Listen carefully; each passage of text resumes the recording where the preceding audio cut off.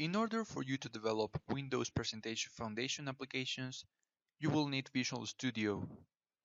Visual Studio is the IDE that we will be using to create these applications. In addition to Visual Studio, we will be also using a blend for Visual Studio, which actually comes with any version of Visual Studio. To get your Visual Studio ready, you actually can just download any version of Visual Studio, which is not an express version. So Visual Studio has different versions. There's the Professional, the Ultimate, which I personally have. But these versions of Visual Studio have a cost.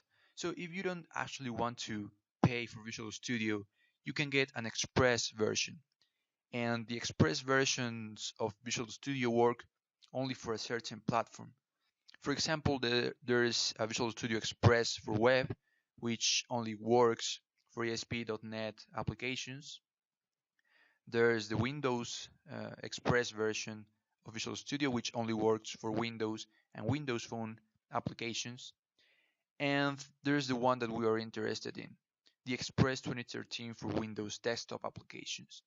This version of Visual Studio, this free version of Visual Studio, will get you everything you need to start developing Windows Presentation Foundation applications.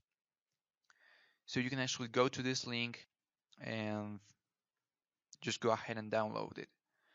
Once you've downloaded it, you can go ahead and install it, and you will just have Visual Studio 2013 installed and Blend for Visual Studio 2013 installed as well.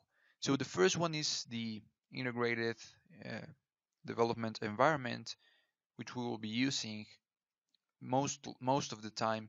Blend for Visual Studio is actually more for the design standpoint of the development of an application, and we will be using Blend to create animations in some of the lectures.